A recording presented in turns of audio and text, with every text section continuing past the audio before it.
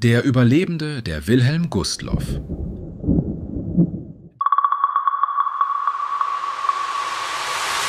Die Wilhelm Gustloff war mehr als nur ein Schiff. Sie war ein Hoffnungsträger.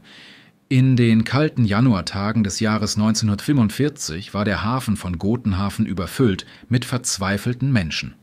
Familien, Soldaten, Verwundete und sogar Kinder. Alle suchten nach einem Platz auf diesem riesigen Passagierschiff.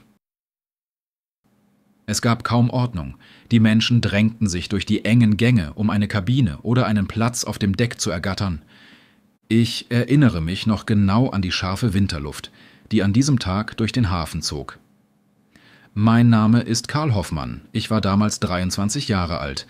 Zusammen mit meiner Frau Anna und unserer 4-jährigen Tochter Clara hatten wir uns einen Platz im unteren Deck sichern können.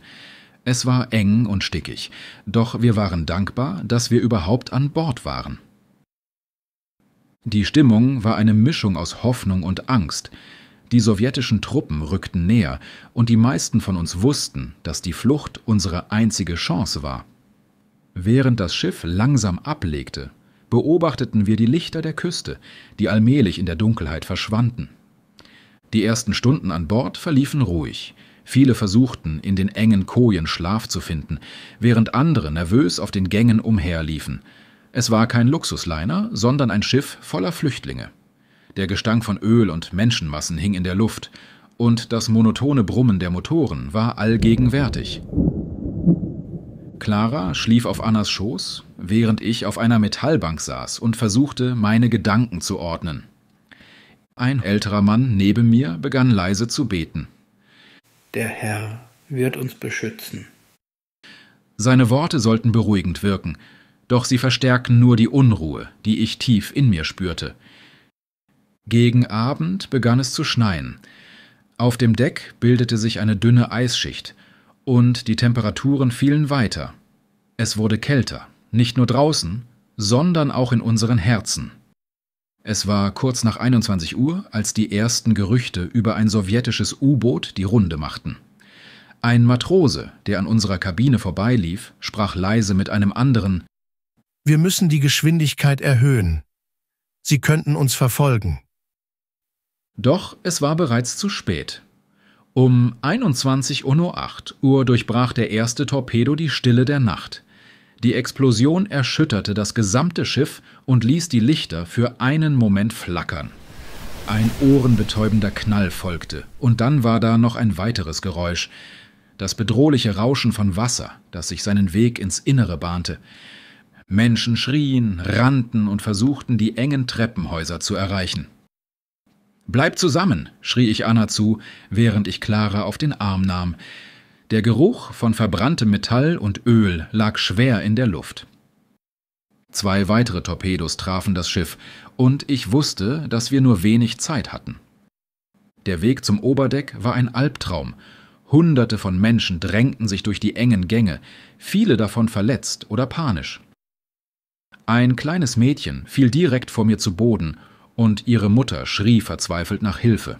Ich wollte anhalten, doch Anna zog mich weiter. Wir müssen Clara retten. Als wir endlich das Oberdeck erreichten, schlug uns der eisige Wind ins Gesicht. Das Schiff begann, sich gefährlich zur Seite zu neigen, und Trümmerteile lagen überall verstreut. Ich sah Männer, die versuchten, Rettungsboote zu Wasser zu lassen, doch die meisten waren festgefroren. Ein Matrose rief: Alle in die Rettungswesten! Doch es gab nicht genug für alle. Ich zog Clara fest an mich und betete, dass wir eine Chance hätten.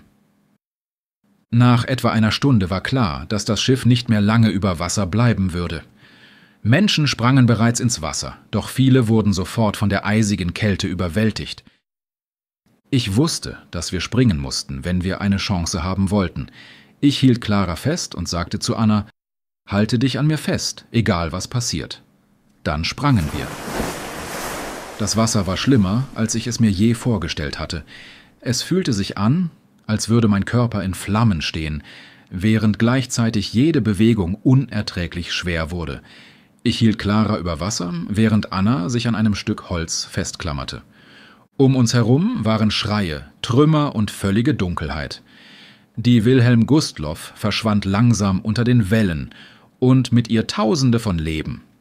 Die Stunden, die folgten, fühlten sich wie eine Ewigkeit an. Clara war bewusstlos, doch ich ließ sie nicht los. Ich sprach mit ihr, hielt sie warm und versuchte, die Hoffnung nicht zu verlieren. Plötzlich hörte ich Motoren in der Ferne. Ein deutsches Rettungsschiff hatte unsere Schreie gehört. Mit den letzten Kräften schrie ich um Hilfe und winkte mit einer Hand.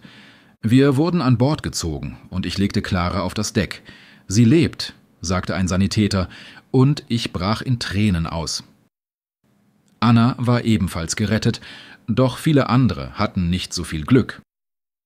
Von den über 10.000 Menschen an Bord überlebten nur etwa 1.200. Die Tage nach der Rettung waren ein Nebel aus Schmerz, Trauer und Erleichterung. Wir hatten überlebt, doch der Preis war unermesslich. Ich erinnere mich an die Gesichter derer, die wir zurücklassen mussten, an die Schreie, die in der Dunkelheit verhallten, und an die unzähligen Leben, die an diesem Tag verloren gingen. Die Wilhelm Gustloff war mehr als nur ein Schiff, sie war ein Symbol für die Schrecken des Krieges. Doch inmitten dieser Tragödie gab es auch Momente der Menschlichkeit, der Hoffnung und der Stärke. Auch Jahrzehnte später verfolgt mich diese Nacht. Die Schreie hallen in meinen Träumen wieder, und die eisige Kälte fühlt sich manchmal so nah an, als wäre sie immer noch in meiner Haut. Doch ich bin dankbar, dass ich meine Familie retten konnte. Diese Geschichte ist eine Mahnung, dass Krieg nicht nur Soldaten betrifft, sondern vor allem unschuldige Leben zerstört. Das Schiff! Das Schiff fährt durch den Sturm. Der Hafen! Der Hafen ist voller Schiffe. Der Soldat! Der Soldat steht an der Grenze. Der Verwundete! Der Verwundete wurde ins Krankenhaus gebracht. Die Flucht! Die Flucht war gefährlich und riskant. Der Flüchtling! Der Flüchtling suchte Schutz vor dem Krieg. Das Öl! Das Öl lief ins Meer. Der Matrose! Der Matrose hilft, das Schiff zu steuern. Die Geschwindigkeit! Die Geschwindigkeit des Autos war zu hoch. Die Explosion! Die Explosion erschütterte das ganze Gebäude. Die Rettungsweste! Die Rettungsweste wurde an die Passagiere verteilt. Verletzt. Viele Passagiere waren verletzt. Panisch. Die Menschen wurden panisch, als das Feuer ausbrach. Verzweifelt. Die verzweifelten Schreie waren überall zu hören. Bewusstlos. Der Mann lag bewusstlos auf dem Boden. Beten.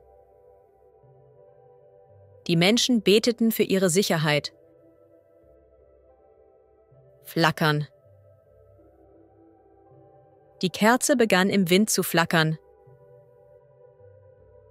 Schreien. Die Menschen schrien vor Angst. Retten. Die Feuerwehr konnte alle Bewohner retten.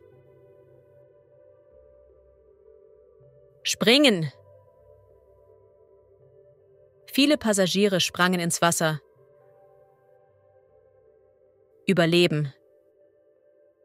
Nur wenige Menschen überlebten das Unglück.